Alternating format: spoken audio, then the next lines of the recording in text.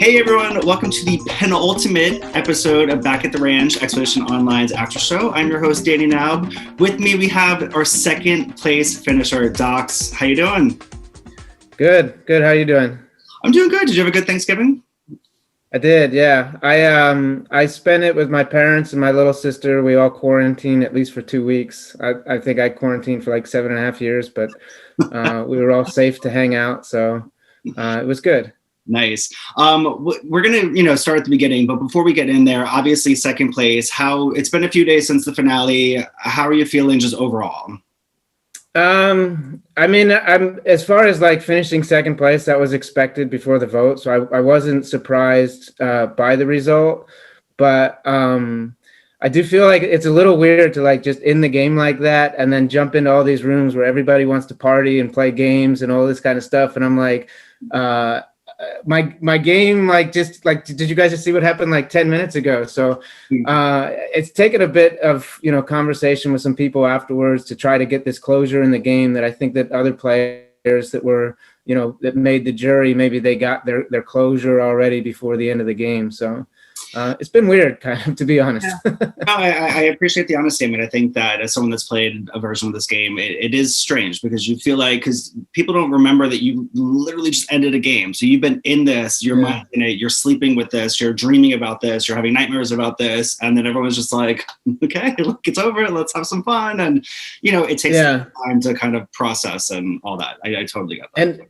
And it's also a little bit weird too, because you make relationships with people in the game. I mean, for me, they were real relationships, and I know there's some gameplay involved as well, and they get yanked from the game. Like I talked to Qua so much, and then he's like just yanked from the game unexpectedly at 10, and I'm like, haven't talked to him for a week, and then something like that, or like Kimmy was somebody I was working closely with, and then she's gone. And I did not know that she was going to be leaving that night. So it's kind of weird. Like, you're friends with these people and then you can't talk to them for a week. So I think that part was kind of weird too. No, for sure. And, unlike the real game of Survivor, you don't have months to sort of process this and, and get the results and sort of have like a proper reunion. This is like, it ends. Then we have Thanksgiving, and then you guys have a reunion, and you're sort of getting, slowly getting the bits and pieces to kind of help you work through it. So hopefully this is your opportunity to really talk to me about your game. Obviously, I think you played a really amazing game. I mean this as an ultimate compliment. I was not expecting you to go as far as you did, simply because, again, this is a compliment, because you were painted as a leader, like on that first chapter. And usually the leaders get booted. I actually, that was like on my, I mentioned that I had like my own rules coming into the game, and I did not want to like take the lead. And then I know like mid game, and I know we're going to start at the beginning, but mid game, I know I really put my neck out there as far as like calling the shot on Sam and then taking control of the vote at 8. And I didn't want to do that, but I felt like I had to. So this was, and that's actually like, I was hesitant to take the lead at 10 because I was like, if I do this, they're just gonna point all their guns at me. My whole game is getting them to point their guns at each other and forget about me. Yeah. So I was like painfully aware of that when my name came up on the first vote, and I also feel like that's why Tom was coming after me, was because I feel like Tom would have been very happy if his name came up first and he was the captain. So. Well, before we get into leader docs, which is pretty much most of this entire game, just like, let's start very, very early. Just what was it like when you first found out you were cast on Expedition Online? I was surprised because I was really busy with work, so I like did a really quick video, and I was like, I felt like I was just going to be discarded because of my video alone, And then Josh called me, and it was an unfamiliar number, and I totally thought that it was a solicitor calling me to tell me about my car warranty for the third or fourth time that day, But I was so excited. I mean, I was like excited to play. I thought this would be so fun. I've never done anything like this. I've never done like I've applied to play Survivor before, but I've never done like smaller scale games or anything like that. So I was really excited for the opportunity. And then there was like a lot of like like nervous energy because I told people about it, and then I was like, oh my god, if I'm the first one out, this is going to be yeah. So that it was like a mix of emotions, like excited to play and also really nervous about going out first. Well, yeah, and it's funny because talking to everybody else who has exited the game, I keep forgetting that you guys didn't know what you were really signing up for. You were told like Expedition Online, Robin Tyson, online game of strategy, and I think most people assumed it was a Survivor-esque game, but you all really like Discord was new for a lot of you. I think for me, for sure, you were going to be voting. Like a lot of it was all kind of happening in real time. So, obviously, the other funny thing was they sent us the schedule, like, can you commit to this? And it was only, can you commit to the challenges in Crossroads? And then we found out like the first night when we started, like, by the way, you have to be online from 5 to midnight. Otherwise everybody's going to want to vote you out. So it was. Okay. Yeah. That's one of those things where, and it's funny because in prior games you had from noon to midnight to do any kind of video calls. And so I think they felt that limiting it from 5 to midnight would actually help, like the moderators would help you all not be so committed. But like exactly what you said, what ended up happening is that people would log on at 5. And yet, like if you left at 11:59, you were getting voted out. Yes. Yeah, exactly. It's like, and we have 1 second left, and okay, bye. Like you all really stayed on as long as you could. Yeah. So obviously, big Survivor fans. Boston Rob Tyson, sort of the Survivor gods. What was it like knowing that Tyson chose you to be on his team? That was exciting. I think like their involvement as kind of the team mascots was pretty cool. I didn't know if we were going to get more pep talks or anything like that from them. But honestly, when I saw the teams being picked, because I was in the third group of people, I wanted to be picked by Tyson anyway, based on who was picked already, because I felt like I might be able to fit in. And I thought Tyson picked people that fit his personality, and I thought that Rob picked people that fit his personality, and I felt like the Rob people would tear me apart. So I thought I had a better chance of surviving in the Tyson camp, which is ironic because then I was like the big target early on. Well, and it's funny because I was going to ask, like, obviously you kind of said what your first impression was. So, you know, obviously you were excited to be part of Team Tyson. The first day is a little bit of a whirlwind.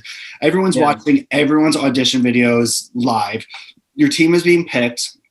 And then you essentially have about 2 hours to really get to know each other on video. So in that first day, A, what was your strategy? And B, were there any people that you just sort of naturally gravitated towards and were feeling in that first 2 hours? Well, my strategy was don't come off playing too hard, too fast. Okay. I did not want to stick out in that manner. And then I just tried to like talk to everybody. I wanted to talk to everybody and try to keep all options open. And one of the things I did the first few days, and then when we did the swap, was like I'd have conversations with people and try to see like what they were giving me back to see if they were if they could give me something that they wanted to work with me. So when I had conversations with people, I was trying to get trying to get that kind of feedback and that confirmation. And I think early on, like the first day or maybe the first day or two, I didn't feel like I really had like that feedback from people. I felt like I was making connections, but I didn't feel like I had found people that wanted to play the game with me. I talked with Taryn and Alex early on. And I think I even told Alex at one point, I was like, you're the person I want to work with. And she did not give me anything back except, oh, thanks. And I was like, oh no, like, Yikes.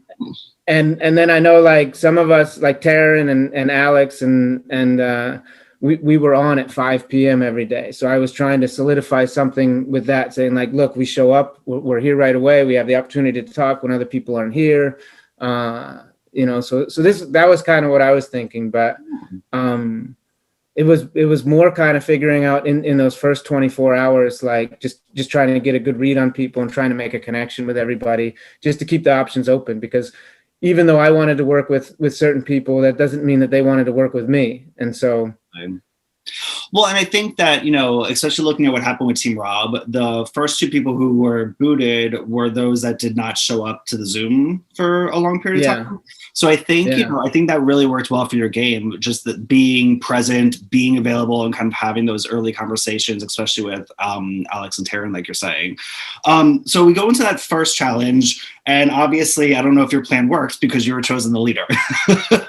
Well, yeah, and I kind of talked to, I think I talked to some people about that after the game was over, and they were just saying, like, it's because I was always on and I was talking to everybody and really getting to know everybody, that they felt like, well, he's been talking to everybody, so he has the best read on making these decisions. Well, and how did you feel? Because again, like in these games, when you're painted as something that can work against you, but obviously, you know, you made it to the end, but were you nervous? Yes, I like to be selected. I thought, man, they just put a target on me. And I told Tom, like, maybe the next day or 2 days later, I was like, I have to now work with Team Tyson people because you guys just put a target on my back. As far as Team Rob, they're going to want to get me out because I want to get Brandon out because Brandon was elected the leader. Yeah. And so I was kind of using that to tell people, like, I have no choice but to work with you. You know, I won't flip because we all want to get Brandon out, you know? Yeah. So for sure. So, you know, in those early days, there's no nicer way to put it, but you guys destroyed the other team. Like Team Rob just lost 4 challenges in a row. So in those early days, what was the dynamic like in your party? Were you still feeling the same people? Were you starting to kind of like fracture off and start thinking long term? What were you thinking in those early days? So, I mean, from my perspective, it became obvious. I think for the first challenge, I think that if we had lost, Andrea might have gone home because she was not there the first night. And ironically, Jordan pointed, let's vote out the person who's not here. And then he spent less time in game after that.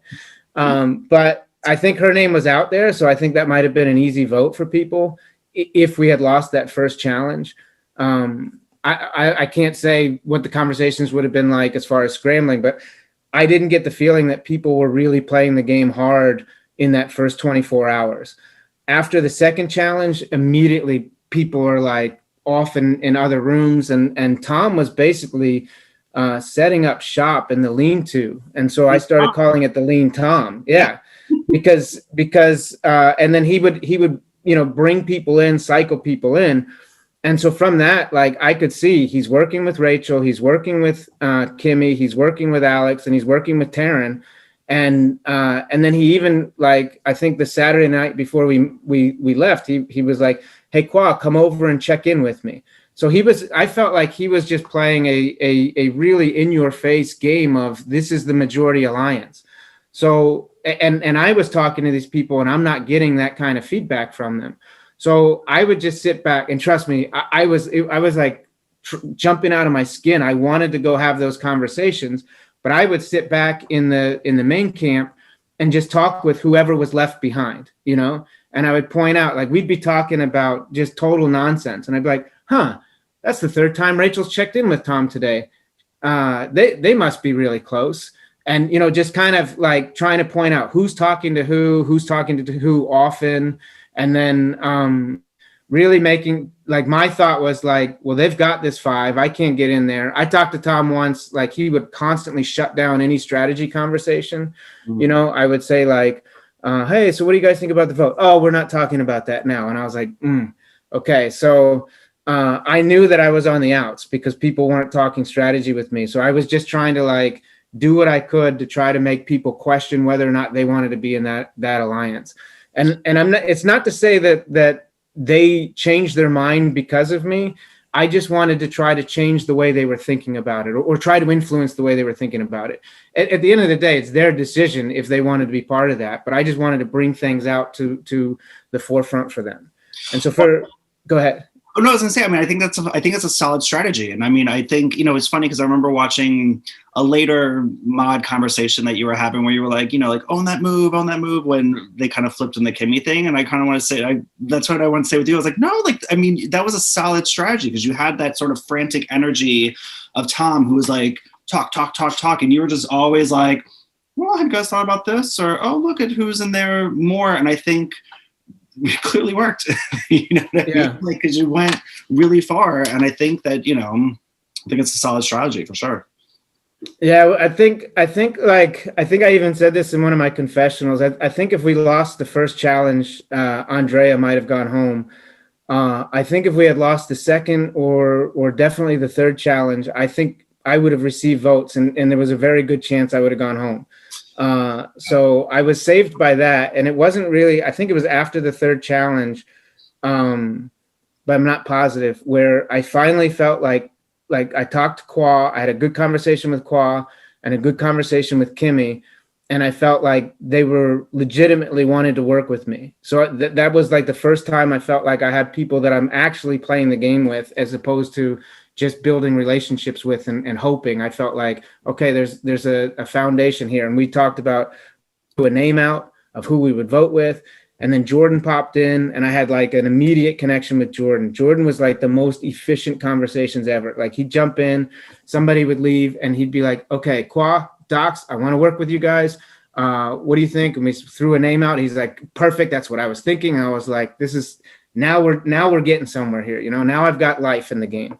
Perfect. That works for me. Now I got to go feed my family. Bye. Yeah. Well, you know what he did was like, it was me, Kwa, Jordan, and I think Taryn was in the room and maybe somebody else, and somebody jumped out and we were just talking like TV shows. We're talking Game of Thrones. Then we were talking some other show, maybe Umbrella Academy. And then Taryn's like, I got to go talk to this person. And she leaves. And it's just me, Jordan, and Kwa. And Jordan immediately he goes, I want to work with you two guys. Like, it was just like, she's gone. Let's talk strategy. Let's take advantage of this. We're talking about it. Taryn comes back and Jordan's like, yeah, and the dragons were whatever. And it was like there was no missed beat. Like he just went right back and just talking back to these fantasy TV shows again. I was like, this is great. Nice. Because there was a time early in the game too where I jumped into a room and Alex is like, shh, everybody be quiet. I was like, okay, well, that's not obvious, Jordan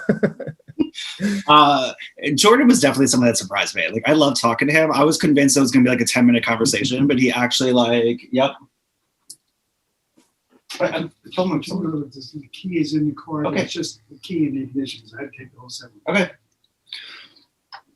Like, hey. No, I mean, because Jordan just surprised me. Like, I thought it was going to be a very short conversation, but he really, gave me, I think, 45 minutes and was talking and was just saying, I mean, he's a really fascinating guy for sure. Yeah. The one thing that also he has a good head for the game. And that was obvious. And that was one of the things I liked working with Kwa and I liked working with Jordan because they had a very analytical way that they looked at the game. And that was compatible with, how I was looking at the game. It wasn't chaos. It was like, let's have a reason for the moves that we're going to make. So I liked working with Jordan for that reason. And I felt like if he could have been in game, if he could have committed like the rest of us could from 5 to 12, I think that he would have done really, really well. Yeah, no, I mean, he ended up going really far too. It's just, you get to that end, it's really tricky. People start, just trying to flip and kind of make new connections. So in those early days, obviously you guys were doing really, really well. You kind of talked through who you were working with and starting to feel out. I think the other big thing of those early days was the first compass, which I think that came in on that second day where the lean 2 became the lean clue. Were you close to finding one? Did you know who had it in those early days? What were you thinking? So Andrea, I thought, did a really smart thing in that she was one of the 3 people that got the clue. I think Tom, Kimmy, and Andrea got it. And Andrea came into a room and she knew that she was playing from the bottom. She knew that she was at a disadvantage, so she was aware of that. And so she came into a room with me, Alex, and Kwa, and was like, guys, I'm going to share the clue with you because I want to, earn some equity. And so she gave us the clue. and we kind of talked it out at that point about like, okay, well, this is what the clue means, and this is what this is maybe where to find it. But finding things on the internet is not my forte. So I looked for it, but I think that because so many people knew about it, it wasn't really clear who got it, and I just assumed and told everybody. I think Tom has it. He had the advantage. He turned his screen off, whatever. So because I didn't have it, I just wanted to use it as another reason to be afraid of Tom.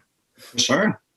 And I think in those early days it was working. So I think people were thinking that it could be Tom. I think some thought it might be Kimmy. But obviously, no one thought it was you. And, I think that does end up painting a bit of a target for those that have Compass. And I know that comes out later in that sort of first swap vote. So look, I'll say one more thing about it. Like, I think Kimmy also used that to solidify something with me and Qua, because she came into a room and she was like, Tom is telling everybody that he thinks you have it. And so that was also another that was like the first time I had this conversation with them, and that was like, okay, we're talking gameplay and we're betraying people, and so this is it helped solidify. So I think it was good for Andrea, although I think that she picked the wrong trio because I don't think Alex was going to go with her. But I think she used that to her advantage, and I think Kimmy used that information to her advantage as well. Nice. And that ended up helping you get a little bit closer to them, to like Kimmy. And so I think that, yeah. So you guys are on a bit of a winning streak, and then we throw the only real swap before the rendezvous, swap your way. And you were watching basically your entire party. I know. On the other side. Yes. And suddenly you're now in the minority. So in the new Team Tyson, it's yourself, Andrea, and Qua against 4 OG Team Rob. So you went from this sort of power position to now being in a minority. What is your initial instinct or thought when the swap happens? I was like, oh my God, I'm screwed. And I felt like they would want to get me out because they would perceive me as the team captain in that first challenge, and they didn't really know the dynamics of what where I stood in Team Tyson as far as like the majority alliance. And I felt like they were not going to try to stay as strong as possible in challenges. I thought they'll just lose and take us out, because if they win, their ally Brandon is gone. He has no hope in the other one. So I just felt like that was about as bad of a draw as it could be. So before we get into that challenge,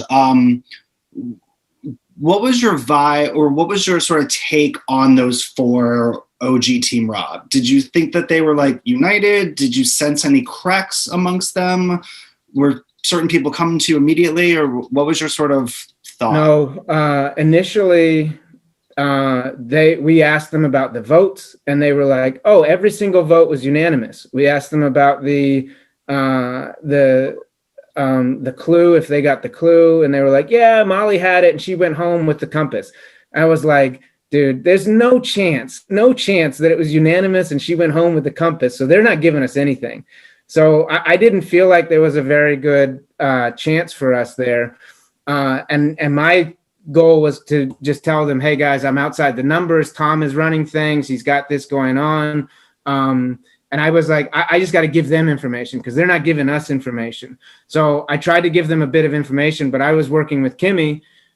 So I lied and I told them that Rachel had the clue and Tom had the clue. And Andrea had already said she had the clue. So we said Andrea had the clue. But, I was trying to give them information to make them think like, this is a good thing for me. This is new life in the game. And I even told them, like I said, I've heard Tyson say this before, but you never know what's happening once there's a swap. So the swap is your new team. So this is my new team and I'm committed to this team.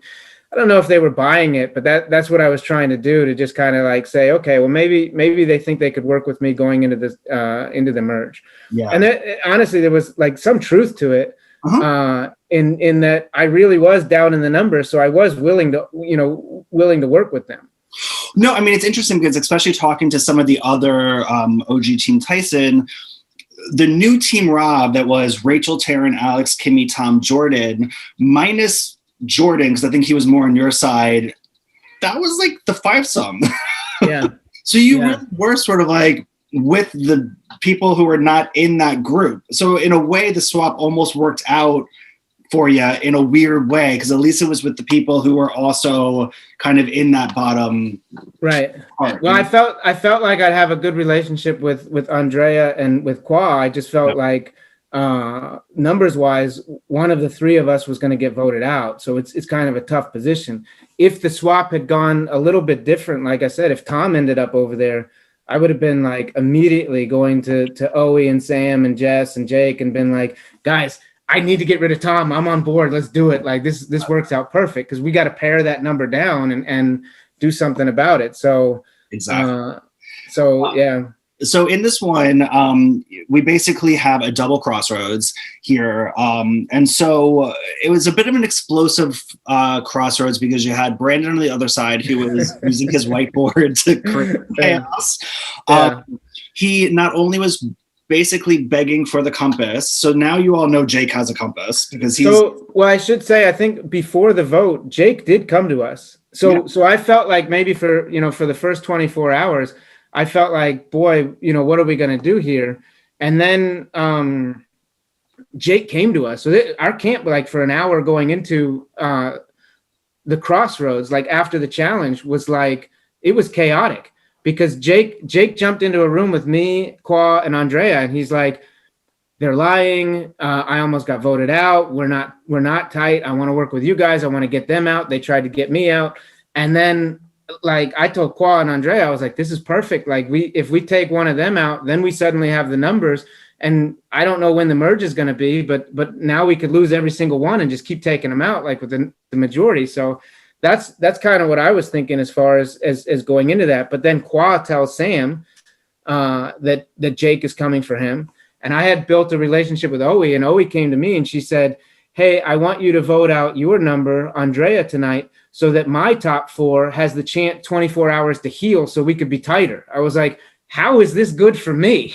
Well, it's interesting, because I think talking to Qua, he was saying that Jake was almost giving so much information that he started to not believe it. When in actuality, he was giving you all the tea, and he was serving a platter for you guys. And that could have been a vote that you guys could have flipped him to turn on somebody. But so talk to me about, well, obviously we just discussed why you guys didn't go that direction, because I guess Qua wasn't really on board with it. No, I did. We did. So and Jake told us when beforehand, he goes, I have a compass. And he told us the whole story about how he had gotten it from Molly. And he was like, I'm going to use this to help us. I want this to be this to be my group, and we'll have a compass going forward. And so I was on board with that, because for two reasons. One, I felt like if we didn't do this, we were just going to lose Andrea. So we were going to lose one of our numbers, because they told us that's where they were going. And two, I felt like the sale was help us stay strong in the game, not what could it do for me. So I just felt like it was like, let's just vote Sam out, because that's going to help us in the long run here, but with the chaos, and they were all fighting, and it was nothing about us, and Brandon was just like nonstop, like I'm just talking, or they asked me a question. It's just a huge distraction with the board and the psycho pictures of Qua and all that stuff, but Owie asked Andrea, like out of the blue, Andrea, would you be willing to vote for Qua today? Yeah. And I think that spooked Qua. Obviously it did, because he played his compass, which I didn't know he had. And I'm not sure where Qua would have voted had that not happened. I don't know. I'm trying to remember if he told me off the top of my head. I'm not exactly remembering right now. But it ends up being, it was a crazy vote, because obviously there was a tie. So you had Jake got a vote, but was able to, he played his compass, so that was not good. So Andrea got 3, Sam got 3. Right. So the revote happens, and it's sadly Andrea. Were you thinking you guys had a chance to get Sam out, or was it? Yeah, even then, Qua flipped. Qua never voted for Sam both times, and Jake did vote Sam both times. Wow. And I felt like Qua could have done the numbers and said, "Hey, Jake did go for Sam on the first vote." So I thought there was a chance that he would go on the second vote. Now, ironically, Owie thought I was the one that flipped. Yep. And she said something to me, and it took me a second to process, like, so like I didn't even respond to when she said it, and I was like, oh. I have some capital here that I didn't earn. So we then go into the rendezvous, which is our version of the merge. So on paper, Team you guys were set. On paper, you guys should have just had the numbers. You could have just, if Tom had his way, you could just, boop, boop, boop, just start picking off Team Rob left and right. That's obviously not what happens. That first challenge, Jake won exemption. Kimmy, Owie, and Jake were given money. If they gave the money back, they were able to give a second exemption. No one wanted to pick somebody. You spun a wheel. You end up getting exemption as well in this first one. Yeah. So kudos to you on that. So this is when, tell me, who was behind this, but how did the turn on Rachel and Tom start? The turn on them started back before even the swap. Yeah. I had talked to Qua and Kimmy and Jordan and Andrea about taking Rachel out, and I think that I would have preferred to have taken Tom out, but I don't know that people would be fully committed to that, and Qua was the one who threw Rachel's name out first when we were talking about who we wanted to take out. But it made sense because Tom and Rachel seem to be really tight with each other.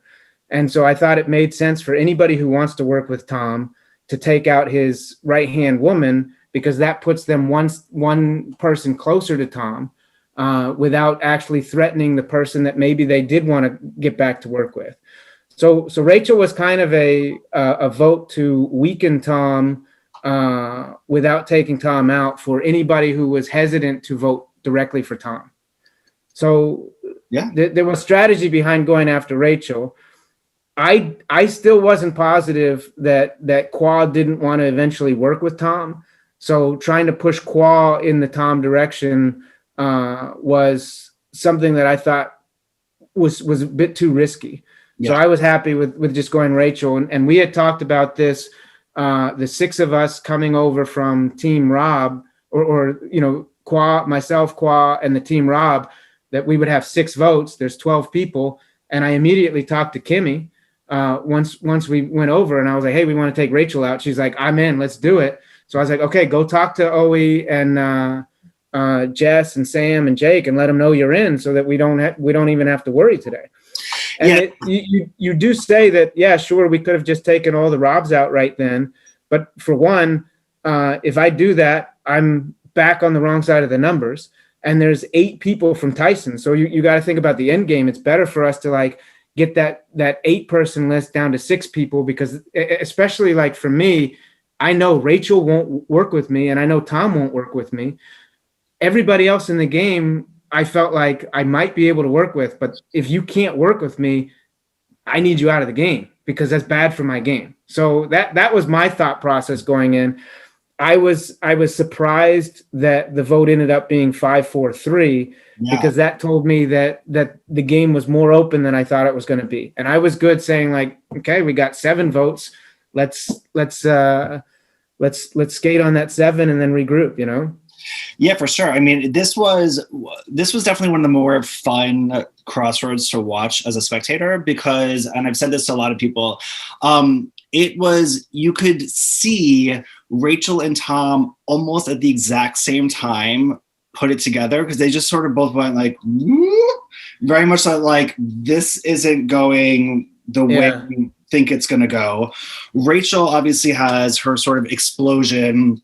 But the vote was always going to be Rachel, correct? Well, from my side, but people that I was relying on voting for Rachel, I thought Rachel was going to get 7 votes. Okay. And then there were other people that went to Team Rob people and said, let's take Tom out. So I don't know exactly who voted Tom from my group. So we were too short. So two people jumped. Yeah. So this obviously is the start of Tom kind of being upset. So then we go into the scavenger hunt. You win. So now you have 2 exemptions in a row. So that's an incredible start to the rendezvous. At a good time too, because you don't really know, like you don't know who's with you until you vote, right? And so like I was like, I feel like it's going to be Rachel tonight, but who knows? Like they may have had a plan in place to take me out and convince people. You know, I don't know. So yeah. Yeah. And what's interesting is, you know, your whole philosophy about taking out Tom's right-hand person to really sort of stick it to him. I think this is a good example because I've talked to a few people, like even talking to Kimmy, I think Tom, and you know, like he'll probably disagree with me, but it felt like Tom sort of was, you know, like didn't know what to do. Like he didn't really approach people on that night to try to like say, hey, you're on the bottom, or hey, you're here, or let me go with the original Team Rob to re-flip on Tyson. He just sort of was like caught, you know, like deer in the headlights type thing, like didn't quite know what to do. And I don't really think I saw him fighting. I saw him creating his whole big theatrical experience. Exactly. Yeah. Crossroads. But is that sort of your feeling? Because it felt like this was a quote unquote easy vote. It was an easy vote. It was an easy vote. Wasn't it like 9-1 or like it was pretty much? No. I think there are a few people. I think that night Jordan came to me like 2 minutes before Crossroads and he's like, I'm going to vote for Jake. Okay. I think somebody threw a vote for. So I think there were like at least a couple stray votes that didn't want to vote Tom. But I told Jordan, I was like, dude, you haven't been here for the last 2 hours. It's Tom. Like, there's nothing we're going to do about this, you know, like, and of course, like if I didn't vote Tom, there were a lot of people counting on it, but I think it was an easy vote. Sure. But I think Andy might've even said something about like, if nobody's working with Tom, why not go take somebody else out at this point? And I think it's because, you know, like I said, like everybody probably wanted to work with other people and knew that they couldn't work with Tom. So if you can't work with Tom at this point, it's no value in your game. And I even went to him, you know, before the first vote, and even to the end, he was like not really willing to work with me. So I was like, dude, if he latches on with somebody else or somebody gives him life, that's not good for my game. So, but even, you know, talking to some other people in their exit interviews, like Kimmy always like stands out to me for some reason, but you know, she even says, she's like, look, if Tom came to me with a plan, I would have at least considered it. I think Quad was like, if he had a plan, like I would have considered it, but there was nothing. I don't think I think he knew it was him and just kind of stopped trying in a way. But I mean, I'll say like if I had done that at the beginning of the game too, if I had looked at the landscape and said, oh, well, you know, there's a majority of 5, I'm screwed. Let me just roll over and die. Like, that's not what I did.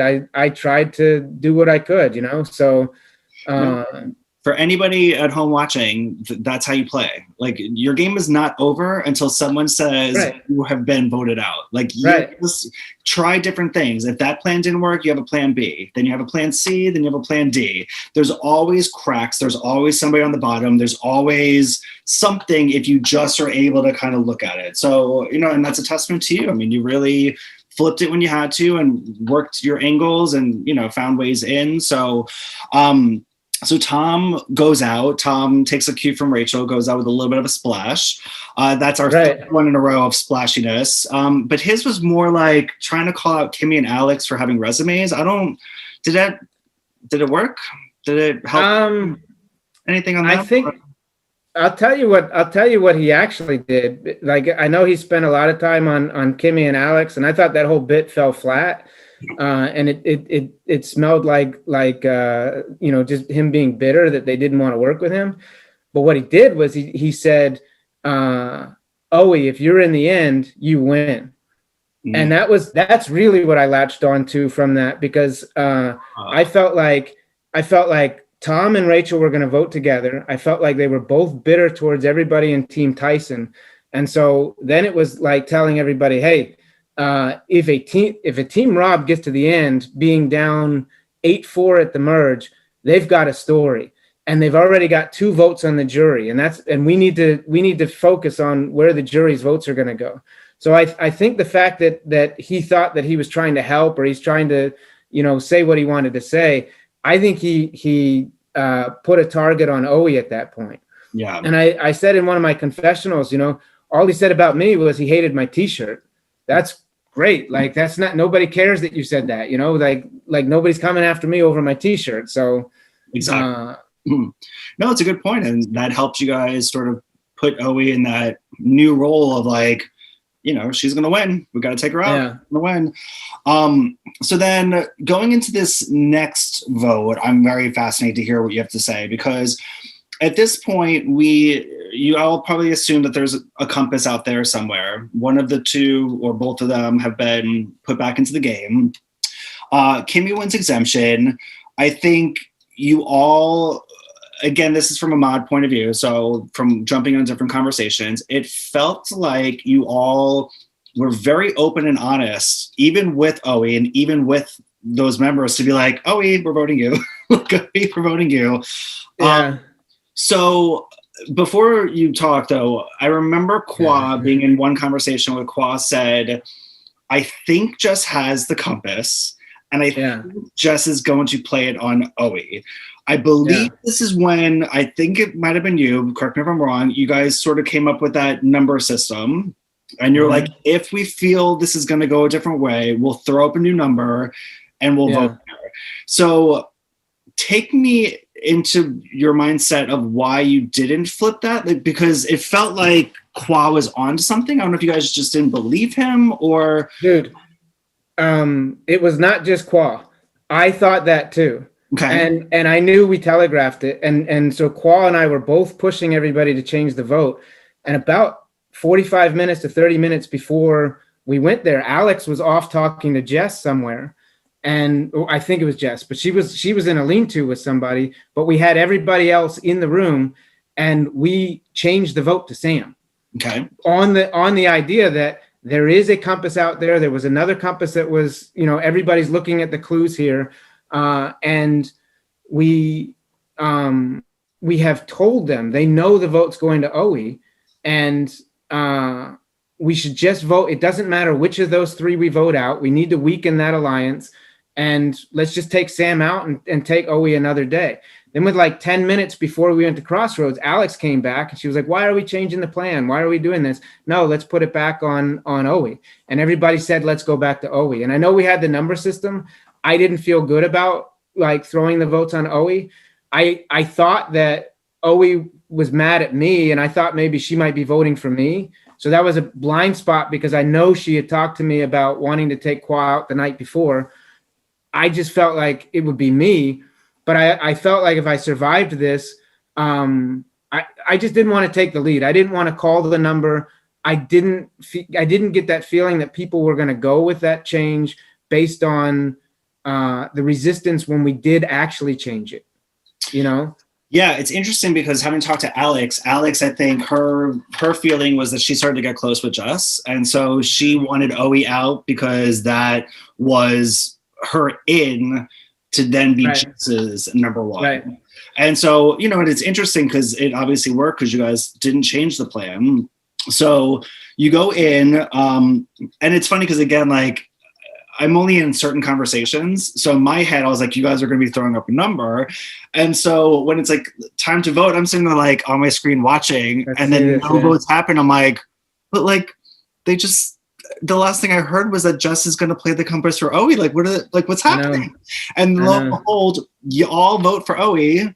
They're all negated by this compass, and Kwa ends up going home. Yeah. Are you sad? Are you like? I was. No, I was sad. I felt like we could have prevented that, and I felt like if I was more forceful, I just didn't want to be forceful with everybody. I wanted to go with the group think. I wanted to make sure everybody felt good about that vote, and I knew that, like, Kwa was like, let's take Jess out, and I knew that other people didn't want to take Jess out, which is why I was like, okay, let's settle on Sam, because I felt like we could get the numbers, on Sam. This is beforehand. But no, I at this point, I did not want Kwa out, because I felt like working with all these other people was hurting Cats. Everybody had their own agenda. It's why we couldn't split the vote. Like, everybody has their own agenda out there. And Kwa was somebody that I could talk to about actual game strategy, and didn't feel like I was running circles, So yeah, I wasn't ready for him to go, and it bothered me, and that's why, like, I was like, okay, forget it. I'm calling a number. We're going back to this, and I'm just stepping up, because I didn't step up, and it cost me Kwa. And if I don't step up now, I'm gonna lose control. Well, it's interesting to say that, because again, this was for everyone watching at home, this was a double crossroads. So you immediately went into another challenge. Owie ends up winning. So then on paper, again, it would be Jess or Sam. I remember this one because you just were like, you threw up the 4, you threw up the 4, but I do know that Jordan threw up a 2. So Jordan was trying to go Jess. Wasn't it Jordan? Jordan said her name. Oh, he said her name. That was against the rules. So, like, I was still worried. There were 2 compasses potentially in the game. And I guess she hadn't found the second one yet. Yeah, she hadn't found She says she found it after that crossroads, but the whole reason for the numbers was because we had telegraphed, and I was like, we cannot telegraph. So I said 4. Jordan's like, oh, let's just forget this. Let's just vote Jess out. And I was like, well, now we can't do that, because like, if we vote Jess out, then or if we put our votes on Jess and she happened to have found that second compass. So So you stepped up, the plan works, Sam goes home. So it's leaving. So then we go into the story time challenge. This was, I think, the other one that really sticks out to me of you really stepping up, because this was so Kimmy again wins exemption. I think Kimmy is at this point definitely perceived as a challenge beast. But we throw a little bit of a twist to you guys, saying that instead of the most votes, it's whoever has the least number of votes goes home, knowing it has to at least be 1. You really had to, I think, like, spend 10 minutes just explaining it to everybody, to the point where you were just like, here is what I need you all to do. Like, you are going to vote for this person. You are going to vote for that person. So how are you feeling here? Because at this point, like, you're showing your cards of being like, I have to just run this one. And you ran that whole crossroads. You ran it from like start to end. So how was that one? Well, I mean, I got the feeling that people didn't understand how the vote worked necessarily, and I think I figured it out, and I also figured out the downside of it was the more votes that get thrown out, the less people get to vote, and like if everybody receives 1 vote except for the person who's exempt, then they decide who goes home. So I kind of saw this angle of it too, that this could be blown up in a bad way. So again, I was like, this could go bad. I need to make sure that everybody is voting in this right way. And to me, it was just like the night before. It was more important that this goes the right way tonight. Because we needed to get rid of Owie. We needed to make sure that a Team Rob didn't get to the end, because if a Team Rob got to the end at this point, they were going to win. Yeah, I knew it at this point. Yeah, no, for sure. So, I mean, they definitely had they knew they had the arc. They had the arc going of that they've been to every crossroads, that they've, had to fight from the bottom. So the other thing that really stands out to me is that, you got to give props to Owie. Owie tried, and she really stood up on this one and called you out for being a leader and said, if you guys let Dox get to the end, Dox is going to win. If you let Dox... Well, she was wrong about that, wasn't she? She was a little bit. But she also said, like, if you don't take out Dox now, Dox is going to get to the end. So she was right about that. And so, it's perceived that she sort of like gives up her position to let Jess continue, because she ends up, the way the vote shakes out, there is a tie. You get a vote as well as Owie. So then there is the revote. So there is a chance that your team could have flipped on you. They don't. Are you at all worried at this point? Or are you pretty like, I'm feeling good because everybody followed my lead in that first vote? You watched my game. I was always nervous. And you need to be, like, the second you feel comfortable, those people get yes exactly. That has done this interview is always like, and then I felt comfortable, and I'm like, and then what happened? I went home. So no, I mean, when it was 1-1, I was nervous.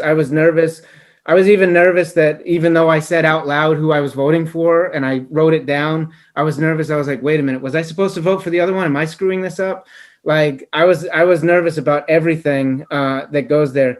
But I will say that the other thing that Owie did was that there were people that wanted to take Alex out that night.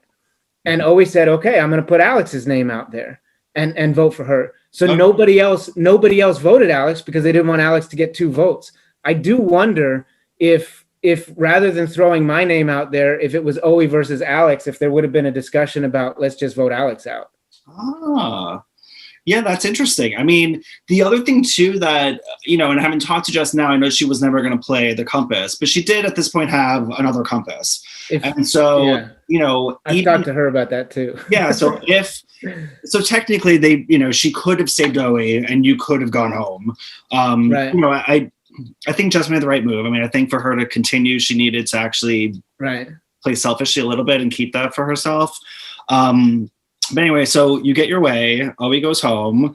Thank you for explaining how that vote worked. It was funny because everyone was like, I don't get it. And you literally were like, just listen to me. Yeah. You, Taryn, vote for that person. You, Jordan, vote for that person. Like, you really just stepped up. So I also said to Jess too that I felt like this is when Jess sort of got a new power position because yes, Jake was an original Team Rob, but by this point, he was so not Team Rob. I almost forgot he was originally a Team Rob member. But Jess suddenly became this sort of like power player of like 2 sides started to form and you all needed that like swing vote, giving her a little bit of power. But obviously we go into this next challenge, which is meant to cause some chaos. It's superlatives. Yeah. And you were, my friend, voted manipulative, I know, knowledgeable, dismissive, and calculated. Yeah. How do you feel? Fair. I think those were fair assessments. Okay. Yeah. I think the night before, or maybe before we did that challenge, like, so Jake blew Kimmy's game up with, like telling everybody she's trying to get Alex, blah, blah, blah. And there was a point where I was in a room with Jake and Jordan and Jake just would not stop saying that. And I was like, stop, I will deal with this. We need to talk about the vote. And I was like, so like when they were like dismissive, I think both those guys said I was dismissive. I was like, yeah, that's fair. But what's interesting is that, this helps sort of for everybody to see how they're viewed in this game. So at that point, Kimmy was voted as winning the game. Mm-hmm. Jordan was clueless. Alex was under the radar, and Taryn got basically all the nice, happy ones. Right. You guys didn't vote Jess anything. The only thing she got was that she technically tied for loyal with Taryn. But otherwise she didn't get anything. So Alex wins this exemption. And this was a fascinating one to watch because, again, behind the scenes that you probably didn't know about originally is that Alex gave Jess her safety without power. This was a sort of if OE goes out, this is my way of saying I want to work with you, work with me. From what I'm gathered, most everyone wanted Kimmy out, but none of you all were talking to each other because there were like the sides starting to form. And so one side used Jess to really get her out, whereas then you were on the wrong side of the votes, is what I'm trying to say here. I was, yeah. So what happened there? Because you obviously, some of you wanted Kimmy out, but then why this switched back to Jess? I wanted Jess out because I felt like Jess probably had the compass, and I was telling people beforehand. I was like, we need to vote for Jess, because if we don't take her out now, she will skate to the finish, and if she gets into the finish, she'll win. And I told Alex that too, and Alex was supposed to throw a stray vote onto Jake in case she did play the compass, then we could get Jake out. And I felt like getting Jake out or getting Jess out at that point, I felt like I could still work with the majority at 6. What's interesting is that it was the wrong read. It was the wrong read. Totally. No, and what's interesting though is it's not necessarily just because it's prototypes, but this helped sort of form this sort of, they call themselves the GOAT Alliance. So you had Jake, Jordan, and Taryn, who all at that point, I think, felt like they hadn't done anything, needed to make a move.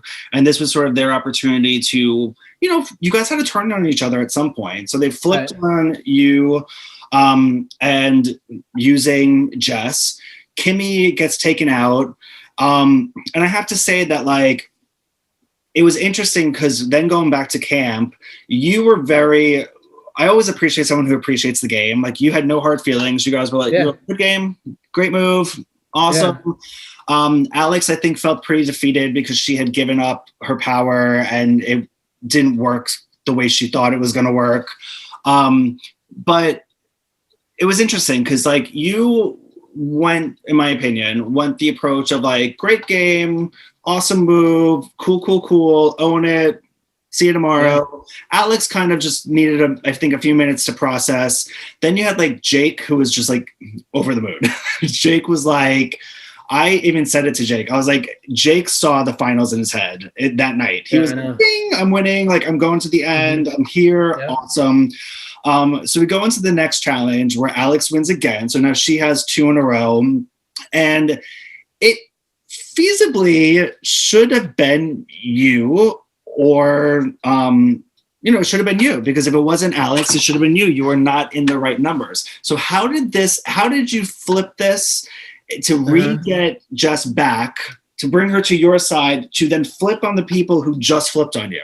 Like, this was a really this is what I think led to the finals, was this night. Right. Agreed. But before I say that, I should say as well, like, I knew that Jake, Jordan, and Taryn were a 3 previously because they were talking openly with me and saying I was in their 4.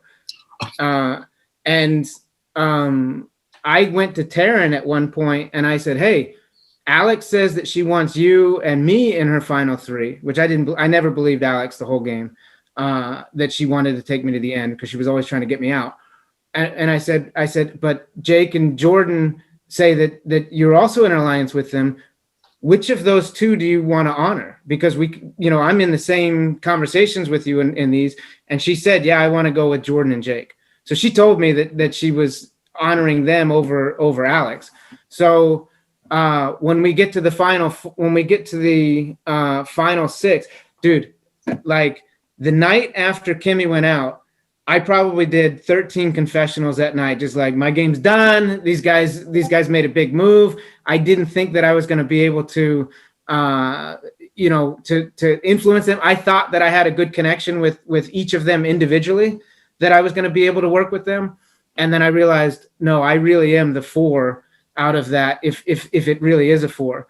So we had a day off and I just thought about it the whole day. And I was like, you know what? My only move in the game is Jess's only move in the game, which is Alex's only move in the game. So, and that is for us to force a tie. So I was like, I have an out now. I have something to do. So we get into the camp and I pull Alex aside and I'm like, Alex, let's just be blunt. You want me out. And she's like, did you lie to me? And I was like, no, I didn't. Like, you and I didn't vote in that vote. They all said this. They've promised you Final Four. They promised me Final Four. They promised Jess Final Four. They want to go to the end, those three together. We need to open a seat for us, you know? So I was selling Alex. I was like, I know you want me out. I know you don't want to go with me, but you don't have a choice. Like, you're in the same boat as me, you know? And we had a long conversation where I was like, I just basically told her over and over again, like, you don't want to work with me, but this is our only play. Like, and then it was like, really, what is Jess going to do? Because she has an out, you know?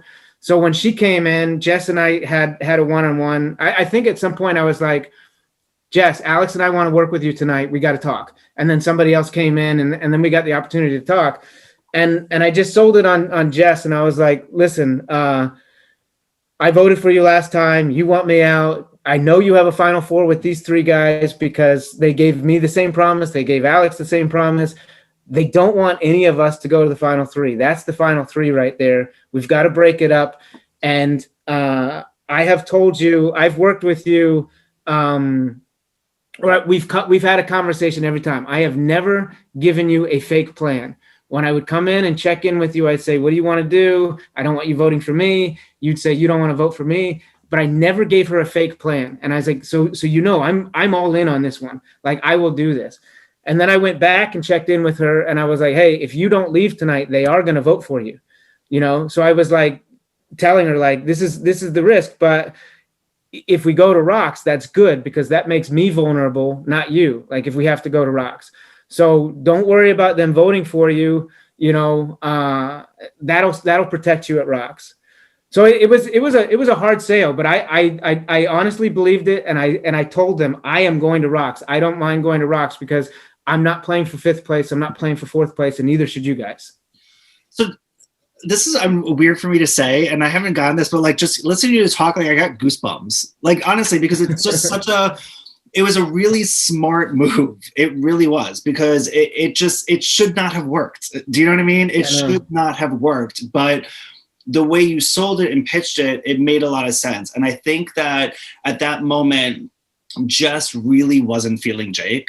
So I think that was working to your benefit, because I think he had been against her basically the whole game.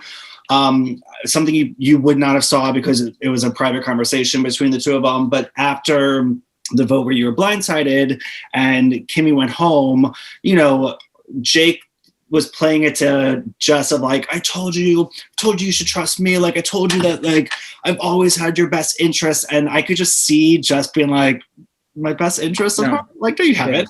Like, you know what I mean? Yeah. So it worked. And here's the thing too, is that like, you guys were legitimately going to rocks. Like, watching every conversation, everyone was like, yep, I'm going to rocks. Yep, I'm going to rocks. Like, I really think it would have been a tie.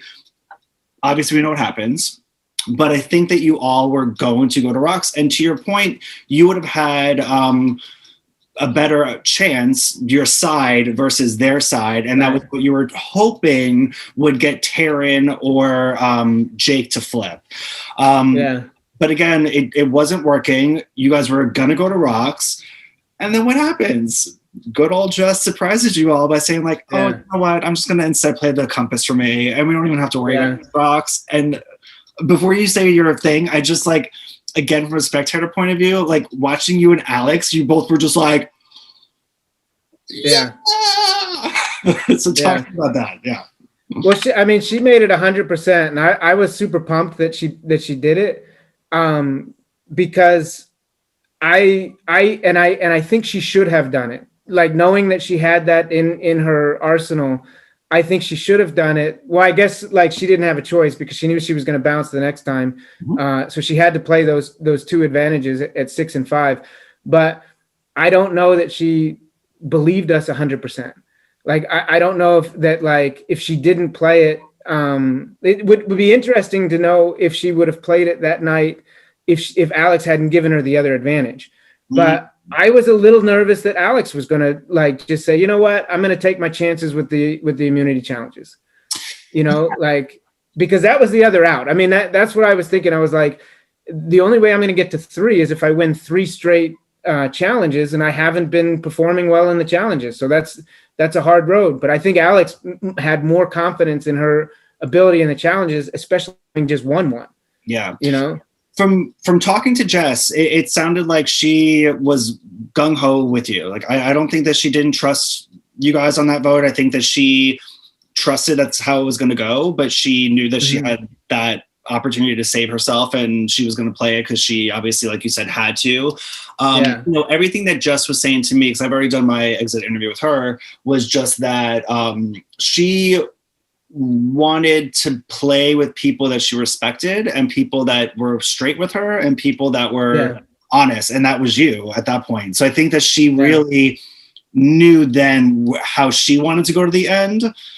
And, you know, from what she was saying, you know, she was going to take you no matter what, which is, you know, she ended up. I believe that. I think she wanted to the final 3 to be me, her, and Alex. Yeah. And I also told Alex as well. I was like, if you take me or Jess out at 5, you're going to have the same exact problem at 4, where it's going to be 2-2, and then something's going to happen. So it was like, I think Jess was willing to go to the end with me and Alex and make it 3 people who have played an aggressive game.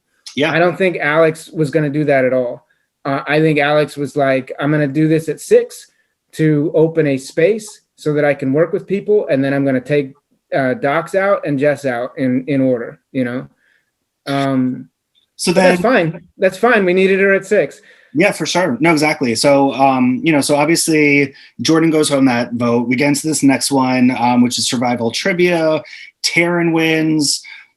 Y'all know Jess is leaving. It's the last day that she can use that advantage. So you know that she's going. So you get a vote on this one, but Alex gets the majority. What was the conversations leading up into that crossroads, since you knew Jess was going to leave? It was funny. And I did have a conversation with Jess at one point. I think people were trying to talk her to stay in. And I went to her and I said, hey, if you stay tonight, they'll vote you out. Even Alex will vote you out. So, you know, I told her, I was like, I expect you to leave. And that's the only thing you can do tonight, you know? So again, I wasn't trying to convince her to stay in. And to your point, like what you said earlier, I also saw that people weren't really trying to work with Jess until the final 6. And I saw that too, as well. Like that she would be, I got the feeling that she was working with me and was going to take me to the end. And I felt good about that. And I did not have that feeling from Alex. I knew that Alex was trying to get us out.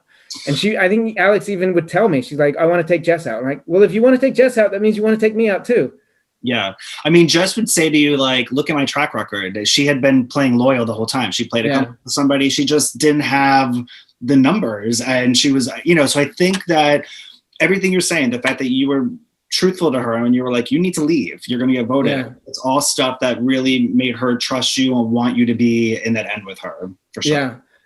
And then the conversations was weird because, and I think I said this, like, you could only have an honest conversation with Taryn. Yeah. Because if I talked to Jake, the only name I could throw out to Jake was Alex. And the only name that Jake could throw out to me was Alex. So it's like, how do you believe this part of the conversation, you know?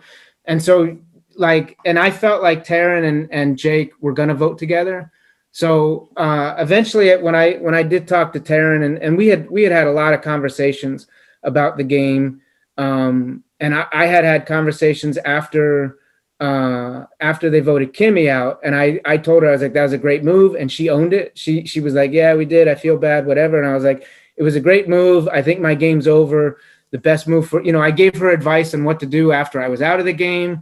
So I had conversations with Taryn that she knew was not just me trying to manipulate her to do what's in my best interest, because I had conversations about what she should do after I was gone, you know. Mm-hmm. I don't know if that's what swayed her. I don't know if she thought, but I do feel like she honestly felt betrayed that Alex didn't tell her about giving the advantage over. And I felt like Taryn and I had a very honest game the whole time. So I feel like that's probably at least that's what I think. And Taryn, when you talk to her, she might have a totally different rationale, and she might have thought that, she could beat me, and that maybe she and Alex were seen as a pair, and maybe she needed to get rid of Alex so that people would respect her game. I don't know. There were a lot of good reasons that she could have given. Yeah, I'm looking forward to speaking with her. I know that just watching some of her videos, she did have her hit list that she talked about. And, so Alex had been on there. So I think Alex was somebody that she had wanted out for a bit. I think for all those reasons, though. I think that, they were seen as a pair. I think that she didn't always trust Alex as much. And, I think that that's the thing about this game is like it's always layers. It's like, yes, you're in her ear saying something, and that marinates what has already been sitting there. And, it all comes together to sort of help formalize a decision type thing. So obviously Alex goes home, and now we're at our final four. So it's yourself, Taryn, Jess, and Jake. It's a 3-part challenge. First challenge is I was obsessed watching. It was like when you guys had to tie all the sticks and get the keys off, which is a very traditional Survivor. Somehow Jake is amazing. I had Jake actually 7 minutes. Yeah, it was funny because in my exit interview, I was like, what is the key? Show us this loop, and he gave me a full little demonstration of like, here's how you tie a knot and here's how you do it. So Taryn is out in the first round. Then you had to put dice on a spoon. That one actually went pretty fast because Jake got the second question wrong. So it's now you and Jess in an endurance challenge where you're on these yoga bricks with the plate on the wall, plate up. How are you feeling? Are you like, I'm doomed going against her? You didn't look comfortable in that challenge from the beginning. I thought I was going to win. What? I honestly thought I was going to win it. Yeah. Really? Okay. No, tell me more. Because just again, as a spectator, it looked like you just weren't, like the way you were holding the plates, it always looked like you weren't really comfortable. Yeah. So okay. It was hard, but I was just looking at the wall, and I was like, I was telling myself, this is the game. If I lose this challenge, I lose the game. If Jess wins this challenge, she wins the game. So I was just like, I'm just gonna. It hurts, but I'm not falling. I'm not giving up. I have to collapse. And I felt like I was hurting a bit, so I felt like she has to be hurting.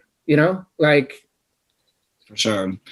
And it was hard because you lasted so long. You didn't quite make the transition of when you had to put it was a transition, on top of a plate. So if you won, were you wanting to take Jess to the end?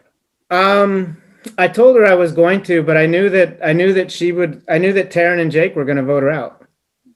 So I think numbers wise, I'm glad I didn't have to make that decision, because we promised each other we were going to go to the final. And I also promised Taryn that I was going to go to the final. But if I did take her to the final, I was already counting jury votes. And I knew that she had 4 votes locked in. Yeah. So if I did take her to the final, I think I would have lost. So yeah. Well, it's interesting because so when everyone's watching it live on Twitch, there's a lot of, we're all conversating. So like every past Survivor online players are on there. Those that are like pre-jury, jury are all on there. And when Jess won, the consensus was that the smart move would be to vote you out, because you were the one that had the better shot of going against her in the end. So everyone thought that it made the most sense to get rid of you. But Justin, that wasn't her plan. I mean, she really wanted you to be there with her at the end. She was really against Jake, did not want Jake getting anywhere close to that end, because she felt like he, lied the most to her and never was honest. So, I think that ended up being another testament to her game, because give her a bit of a run for her money, because you end up getting 3 votes in the end. But it was interesting because I think a lot of people were like, if you were out, she probably would have just swept it. It would have probably been like maybe 1 vote thrown to somebody else, but it would have probably been a fairly clean sweep. So, so going into the finals, it's 3 of you. So Jake ends up being voted out. You get to plead your case to the jury. what's your, what is your strategy with your opening speech? Like, what are you thinking is the best way to highlight your game? Because you have it's not a long time. What's that? You only get a five minute I talk, know, and that's not a long time. I was like, I need an hour and a half. And you're like, so I know your full game, but you have 5 minutes to be like, and I'm good, and I was behind things, and well, I don't know if I pulled this off, but I was counting votes the whole time. Like I was looking at who I thought the jury was going to go to. I knew that Owie and Sam were impossible to turn, and I felt like Tom and Rachel were going to vote Jess as well. So, and then I felt like Kimmy was going to be in my corner, and I felt Jake was going to be in my corner. So really, it was just pitching my game to Qua, Alex, and Jordan. And I looked at how they played the game, and I feel like they played a game that was either strategic or aggressive. And so I wanted to highlight the things that they played, the way they played the game, and then tell them, like, I played the game the way you played the game. You want to be sitting here at the end and want everybody to recognize your gameplay. I'm representing you. That's what I was trying to appeal to those three. And I think that I obviously wasn't successful, and I think that maybe with Jordan it worked. I think there might have been like a generational thing that I didn't really consider. To turn Qua and Alex. Well, you're right, because it was Jordan, Jake, and Kimmy that voted. Kimmy, the rest of the votes went to Jess. I have to ask the question: what did you make of Tom and his? I thought it was silly. He was trying to make it about himself. He was trying to be controlling. He didn't really respect the game. With what he did. I would say it was disappointing, but I didn't really expect anything from him anyway. I also didn't give up anything shaving my beard. I think that maybe he thought that was like my identity, but all my beard is a demonstration of my laziness. And I was always planning on shaving for Thanksgiving. I told you we had quarantined. My mom hates the beard. This is a big day for her. So I was going to shave it the next day anyway. I was waiting for the game to be over because that was me in the game with the beard. So for me, it was fun. It was like, okay, yeah, I'll do this. I'll call your bluff. I'll do it. I don't care. Never thought that he was going to give me his vote for doing it. But maybe if there was like a 1 in a million chance, okay, I'll take it. But I just didn't think that he was actually serious. I thought that he was just being himself, No, I mean, I have no issue saying it. I thought it was so slimy. I have like zero tolerance for that crap. I feel like we're all playing a game. We're all putting our hearts out there. We're all putting energy into it. And I thought it was a waste of time. I thought it was a complete waste that he didn't ask a question. He could have actually gotten people to talk about things. I just thought, I was so not a fan of it. I was, again, I don't know if I'm supposed to have that kind of opinion as the rest of this, but like, I really you can, because like, I just would say to his face, I'm like, that's so slimy. And I thought you handled it very well. The thing is that I love the fact that your beard wasn't attached to you. You know what I mean? Like, it obviously is you. Yeah. But just because it's almost more of an FU to him by being like, oh, that's adorable. I was going to do it later, but I'm going to do it now. Mad props to your shaving skills, because that, like, you just were like, okay. I mean, like, it's probably taken me forever to do. So, again, just props to you for hanging in there, and because I would have wanted to like flip him the bird and be like, I don't want your vote type thing, or whatever. So was there anything that anybody besides him said that either surprised you, or a vote that surprised you, or even a response from one of your fellow finalists?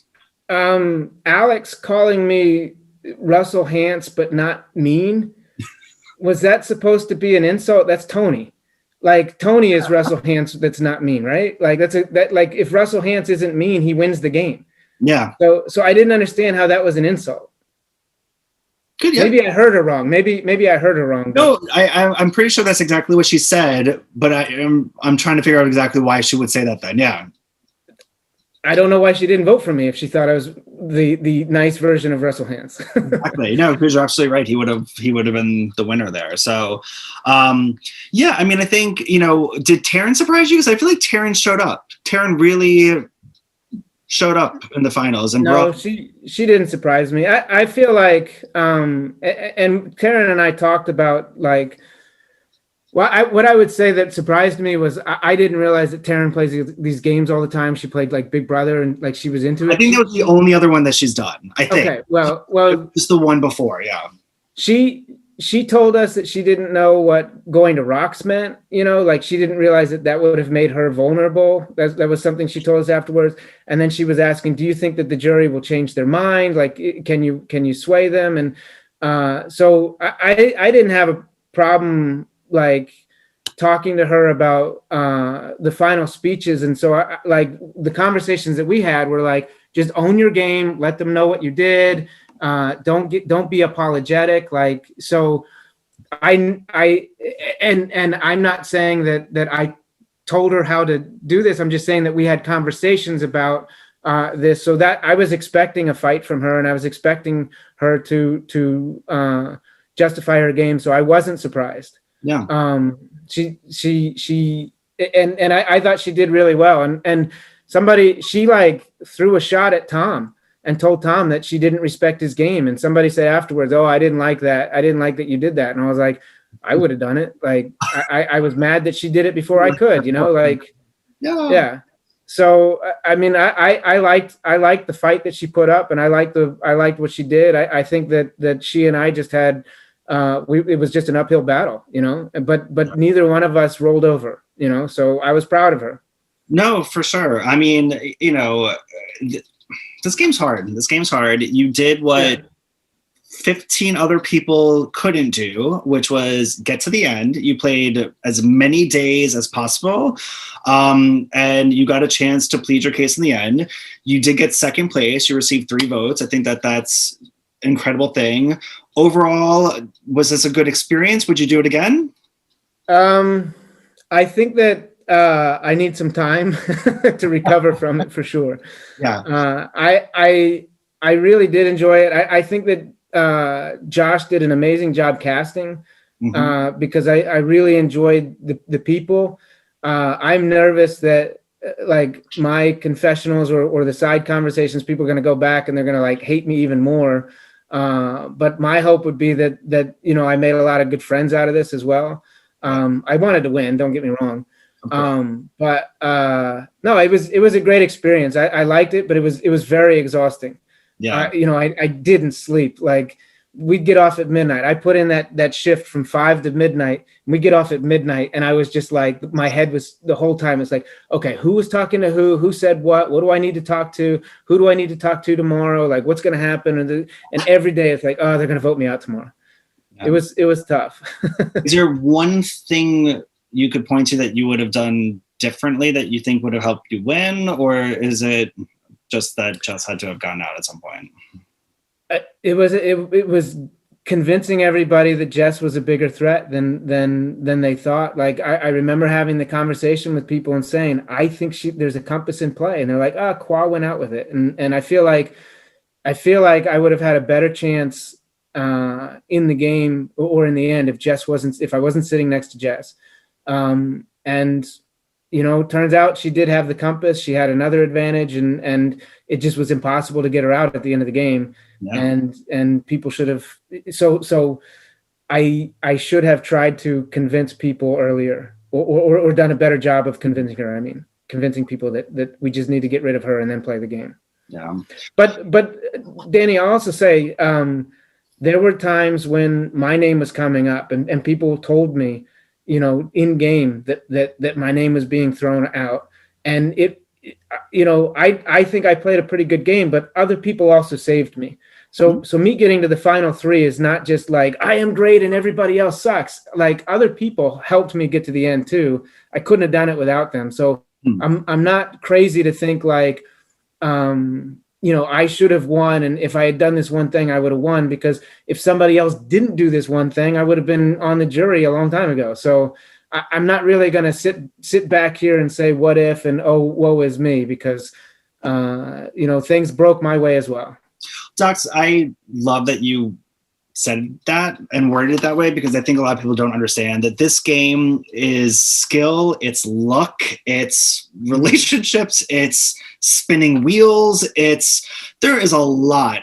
And there are great players who got out of like third or fifth. Yeah. Like, it's just, it really, some people get swap screwed, some people get rendezvous screwed, some people didn't show up to a Zoom because they had to take somebody to an airport in the morning. Like, there's just so much that goes into this that I appreciate that. You're an amazing player, but everybody played amazing games in certain ways. And, I love that you're giving shout outs to everybody, because it is a lot of the time like a group effort to get you to a certain place. So I think that speaks highly of you. I think you understand what this game is, and it was an absolute blast watching you. I mean, I think you, again, like I said, from the day one being called a leader and actually sitting there in the final three is incredible, because most people pick off the leaders when they can. But any final words, anything that we haven't talked about that you want to share? Or I appreciate you letting me sit on the couch and get all of this stuff out at my therapy session, because I needed this. Totally. No, I understand. I think it's very, like you said, therapeutic to like talk through the whole thing and kind of hope to help you with some of that closure that you needed. So, but Docs, great job. Second place, amazing in the very first season of Expedition. Everyone at home, can't wait to keep seeing you, and we'll see you for the next episode. But otherwise, Docs, I hope you have a wonderful rest of your day, and we will see you at the reunion. So everyone at home, thanks for tuning in.